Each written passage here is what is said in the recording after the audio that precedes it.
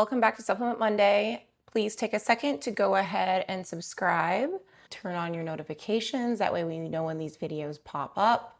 We're going to talk about supplements every Monday. Also, just know that all of these recommendations, us talking about supplements and how they can help you, are in addition to a goal-oriented nutrition program and training program. Those are the things you want to get hammered down first before you get into the weeds on supplements. Supplements are not going to fix a problem. They're just going to enhance the good. So if getting your nutrition nailed down and making your daily nutrition more goal-oriented is a goal of yours, go ahead and look up my Eat Well, Move Well program. I will put the link in the description box, but it's something that you can hop into. It is 9 weeks long. It is $79 a person, and groups start every Monday. And it's a really easy and interactive way for you to start making choices that are more goal-oriented and will help you hit your goals faster. So anyway, that being said, let's pop into magnesium, which is what we're talking about today. So welcome back to Supplement Monday. Today we're talking about a mineral that is absolutely critical for over 300 biochemical reactions in your body. Yet an estimated 50% of people are deficient in it. I'm talking about magnesium. If you struggle with sleep, muscle cramps, low energy, or just feeling constantly stressed, this video might have the answers that you've been looking for. We're going to break down what it is, how it works, the different types, the correct dosage, and most importantly, what the science actually says. So let's go ahead and dive in. So what exactly is magnesium? It is the fourth most abundant mineral in your body, and it's a cofactor in some of your most vital processes. Think of it as the spark plug for your cellular engine. Your body cannot produce magnesium on its own, so you have to get it from food and from your diet. Great sources include spinach, almonds, cashews, black beans, avocados, and even dark chocolate. So there you go. But here's the problem. Modern farming practices have depleted magnesium from our soil, and our diets are often high in processed foods that are low in this crucial material. This is why supplementation has become so popular, and for many, it's necessary. So how does magnesium work and what does it actually do? Let's connect the dots between the science and how you feel. First up, energy creation. Magnesium is essential for converting the food you eat into usable energy called ATP. We talk about ATP all the time on this channel, and that is because you need it to create, well, it is energy currency. So you need it to be able to train hard, to do all the fun things that you like to do. And since my niche market, my people that I work with are adult athletes, ATP is really like the cornerstone of what we want to nurture. We really want to aim our nutrition, our activity, our supplementation towards as much ATP production as possible so that we can train hard and we can compete hard, compete well, compete at a high level. So if you don't have magnesium, you don't have energy. It is that simple. Secondly, your nervous system regulation. Magnesium acts as a natural brake pedal for your nervous system. It blocks the activity of more stimulating neurotransmitters like glutamate and binds to GABA receptors, which promote calmness and relaxation. This is why it's so famous for sleep and sleep support. So if you work with a nutritionist, you'll often hear them say you're having trouble sleeping or you're getting those restless leg syndrome. They'll say, try taking a magnesium supplement right before bed. I highly recommend it as well. It will help calm you down, get you in that Zen mode for sleep, but it can also help with muscle contraction, but we'll talk about that in a little bit. So by calming the nervous system, magnesium can help you unwind at the end of the day and prepare for deep restorative sleep, which, as you know, if you ever work with me and you're working on bodily processes or athletic performance or trying to change things about your body, put on muscle, whatever, I'm going to talk to you first and foremost about sleep and nutrition. So this is a way that those actually go together, but this is a way for you to start hammering home that nice, consistent, and more restorative sleep cycle. And finally, muscle and nerve function. We touched on this a second ago, but it helps regulate muscle contraction and prevents them from overfiring, which is why it's a game changer for reducing those annoying muscle cramps and twitches. It's also critical for heart rhythm, bone health, and DNA synthesis. So, all really important things. So, the most important part of understanding magnesium is the dosage. And we're going to talk about this because not all magnesium is created equal. All of it is kind of used. There's different types of magnesium and they're used for different things. But they also, everybody has their different tolerance. I know mine is about 400 milligrams at a time. I can't do a whole lot more than that. My stomach really doesn't like it, but we're going to get into it.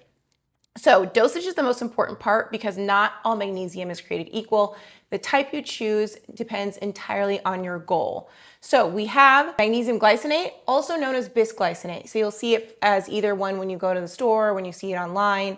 This is the form I recommend most often. It's bound to glycine, an amino acid that promotes calmness. And we talked about L-glycine in an earlier video, and you can just go to the Supplement Monday playlist and you'll be able to see it there. But it is highly absorbable and gentle on the stomach, and it's best for sleep, anxiety, and stress relief. Then we have magnesium citrate. This is bound to citric acid. It's fairly well absorbed, but has a more pronounced laxative effect. So it's best for occasional constipation relief. Then we have magnesium oxide. This is commonly found in cheap supplements. It is poorly absorbed and is primarily used as a laxative. I generally avoid this for daily nutritional support. You want to stick with the glycinate. Then you have the others, which are magnesium threonate and then magnesium malate. Threonate is great for cognitive function as it crosses the blood-brain barrier. And malate is often used for energy production and muscle pain. So they are useful in some contexts. For dosage, the RDA is about 300 to 400 milligrams per day for adults. Always start low, maybe 100 to 200 milligrams and see how you feel, because magnesium is it varies with people and how much they can handle it with their stomach, because magnesium we've seen that it's a laxative, so it can make different stomach and bathroom things not be great. So it's something to consider. Then let's talk a little bit about how and when you would take it. You want to take it about 30 to 60 minutes before bed to capitalize on its relaxing properties. You can also split your dose, taking half in the morning and half at night. Just make sure you take it with food to maximize absorption and to minimize any potential stomach upset. All right, so let's get into the data, which as we all know is my favorite part. We're not talking just bro science. The benefits of magnesium are backed by some old and solid research. It is consistent. So a 2012 study in the Journal of Research in Medical Sciences found that older adults with insomnia who took 500 milligrams of magnesium for 8 weeks saw significant improvements in sleep efficiency, sleep time, and faster ability to fall asleep. They also had reduced levels of cortisol, the stress hormone. And I did a video, a quick one, but on how fitness, health, aesthetics is not a spectrum, it's a Venn diagram. You want to have as much overlap as possible.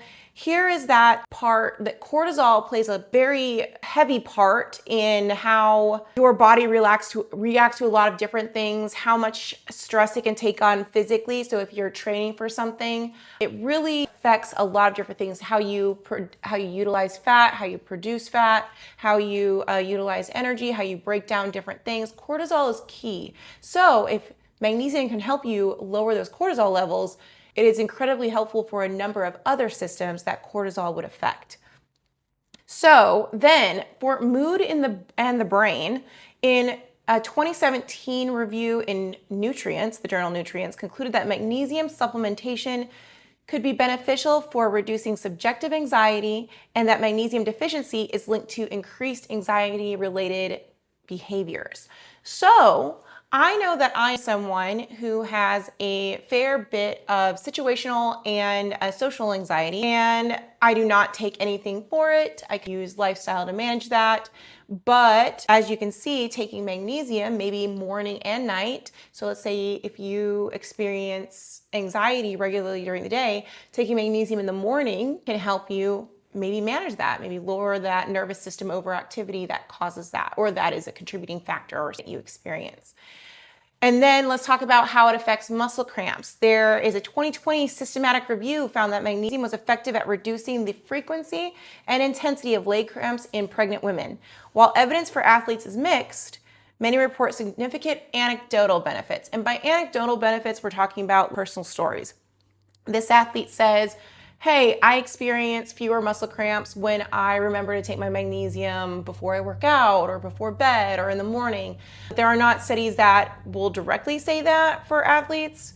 You have some mixed reviews. You'll have some studies that say that there's not a big difference if a conditioned athlete is taking magnesium versus not when it comes to muscle contraction or involuntary muscle contraction.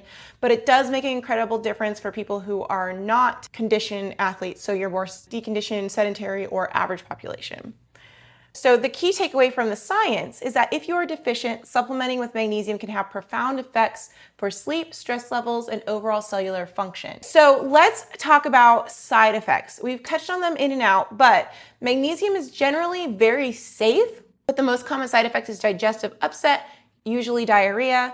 This is almost always due to taking too high a dose too quickly or using a form like oxide or citrate. This is why I recommend starting with a low dose of glycinate. And again, magnesium is very inexpensive. You can find it anywhere. I'm going to post some links in the description box below so that you can find some of the third-party tested ones, which is what I tend to stick with when it comes to supplements and my recommendations. So important, if you have kidney disease or severe heart problems, you must talk to your doctor before supplementing with magnesium, as your body may not be able to excrete it properly. So kidney issues, talk to a doctor before you go ahead and supplement with magnesium, because that could lead to a buildup of magnesium and byproducts in your system.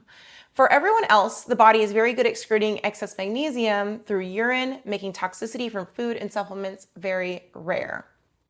So let's do a quick recap. What is magnesium? It is an essential mineral most of us don't get enough of. What does it do? It boosts energy, calms the nervous system, aids sleep, and supports muscles. What type? Magnesium glycinate would be my top recommendation, except in specific situations, but that is my number one.